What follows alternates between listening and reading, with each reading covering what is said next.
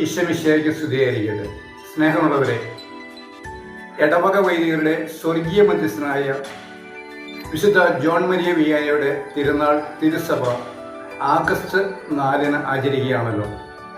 എല്ലാ ഇടവക വൈദികർക്കും, പ്രത്യേകിച്ച് നമ്മുടെ ഇടവകേരിയായ തോമസ് വഴിയഞ്ചേരിച്ചനും തിരുനാളിൻ്റെ എല്ലാ ആശംസകളും പ്രാർത്ഥനകളും ഒത്തിരി സ്നേഹത്തോടെ നേരുന്നു. ജോൺ മരിയ വിയാനിയെക്കുറിച്ച് പഠിക്കുമ്പോൾ 1786 ഫ്രാൻസിൽ ഒരു കർഷക കുടുംബമായ മാത്യു വിയാനിയുടെയും മരിയയുടെ മകനായി ജോൺ ജനിച്ചു. മതപഠനം നിഷേധമായിരുന്ന കാലഘട്ടത്ത് 20 വയസ്സ് വരെ മാതാപിതാക്കളുടെ ശിക്ഷണത്തിലാണ് ജോൺ വളർന്നു വന്നത്. 20-ാം വയസ്സിൽ 1813 ഒരു വൈദികനായി സെമിനാരിയിൽ ചേർന്നു. എന്നാൽ ലത്തിൻ ഭാഷ ദുഷ്കരമായതിനാൽ പഠനം മുന്നോട്ട് നീങ്ങുവാൻ വിഷമമായി. എന്നിരുന്നാലും റെക്ടർ ജോണിൻ്റെ സ്വഭാവ വൈശിഷ്ട്യം കൊണ്ട് വികാരി ജനറലിന് മുൻപിൽ ജോണിന് വേണ്ടിയിട്ട് റെക്കമെൻഡ് ചെയ്തു. വികാരി ജനറൽ റെക്ടറോട് ചോദിച്ചു, ജോൺ ഭക്തിപൂർവം ജപമാല ചെല്ലുമോ എന്ന്.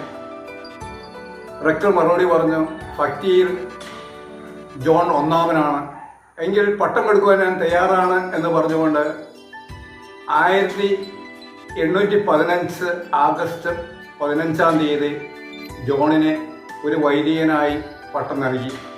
തുടർന്ന് ഏതാനും താമസിയാതെ ഫ്രാൻസിലെ ആർസ് ഇടവകയിലേക്ക് ഇടവക വൈദികനായി ജോൺ നിയമിതനായി. ആർട്സ് ഇടവകയിലേക്ക് കടന്നു വന്ന ജോൺ മരിയ വിയാനി അവിടെ കണ്ടത് മദ്യവും സഭാവിരുദ്ധ പ്രവർത്തനവുമായി ഇടപഴകിയ ഇടവക ജനത്തെയാണ്. അദ്ദേഹത്തിൻ്റെ ഉപദേശത്തിലൂടെ, വിശുദ്ധ കുർബാനയിലൂടെ ആ ഇടവയെ മാനസാന്തരപ്പെടുത്തുകയും ലോക ജനതയെ തന്നെ ആ സ്ഥലത്തിലേക്ക് ആകർഷിക്കുകയും ചെയ്തു. ഒത്തിരിയേറെ വൈദികരും മത്രാന്മാരും ഈ വിശുദ്ധൻ്റെ ഉപദേശം കേൾക്കുവാനും കുമ്പസാരിക്കുവാനുമായി ആ ഇടവയിലേക്ക് കടന്നിട്ടുമായിരുന്നു. അത്രേ 20 വർഷം കൊണ്ട് ഏകദേശം 20 ലക്ഷം പേരെ മാനസാന്തരത്തിലേക്ക് വിശുദ്ധൻ നയിച്ചു എന്നാണ് ജീവചരിത്രം സാക്ഷ്യപ്പെടുത്തുന്നത്. ഫ്രഞ്ച് ഗവൺമെന്റ് മാടമ്പി പദവി നൽകി ഈ വിശുദ്ധനെ ആദരിച്ചു. ഏകദേശം 12 മണിക്കൂർ മുതൽ 16 മണിക്കൂർ വരെ കുമ്പസാരക്കൂട്ടിൽ ഈ വിശുദ്ധൻ ചെലവഴിക്കുമായിരുന്നു. 1859 ആഗസ്റ്റ് 4 71-ാം വയസ്സിൽ വിശുദ്ധൻ നിത്യസമാനത്തിനായി വിളിക്കപ്പെട്ടു. 1925 വിശുദ്ധനായും 1929 ഇടവക വൈദികരുടെ മധ്യസ്ഥനുമായി വിശുദ്ധനെ പ്രഖ്യാപിച്ചു. വിശുദ്ധന്റെ ആത്മീയ ജീവിതത്തിലൂടെ നമ്മൾ പഠിപ്പിക്കുന്ന 5 പാഠങ്ങളുണ്ട്. 1. വിശുദ്ധ കുർബാനയോടുള്ള ഭക്തി. വിശുദ്ധ കുർബാനയെ ശരിയായി മനസ്സിലാക്കിയാൽ നമ്മൾ ആനന്ദത്താൽ മരിച്ചു പോകും എന്നാണ് വിശുദ്ധം സാക്ഷ്യപ്പെടുത്തുന്നത്. അത്രയ്ക്ക് സ്വർഗീയ അനുഗ്രഹങ്ങൾ കവിഞ്ഞൊഴുന്ന ഉദാശയാണ് വിശുദ്ധ കുർബാന. 2. കുമ്പസാരം, കരുണയുടെ കുദാശ. ദൈവകരുണ ഒഴിയെത്തുന്ന വലിയ കുദാശയാണത്രേ കുമ്പസാരം. 3. പ്രാർത്ഥന. എപ്പോഴും പ്രാർത്ഥിക്കുവാൻ, ഇടപെടാതെ പ്രാർത്ഥിക്കുവാൻ എന്ന് പൗലോസ്ലീഹ നമ്മൾ പഠിപ്പിക്കുന്നത് പോലെ തന്നെ വിശുദ്ധന്റെ ജീവിതത്തിലും പ്രാർത്ഥനയ്ക്ക് വലിയ പ്രാധാന്യമുണ്ട്. 4. എളിമ എന്ന പുണ്യം. എളിമ അഭ്യസിച്ചിരുന്ന വിശുദ്ധ ജോൺ മരിയ വിയാനി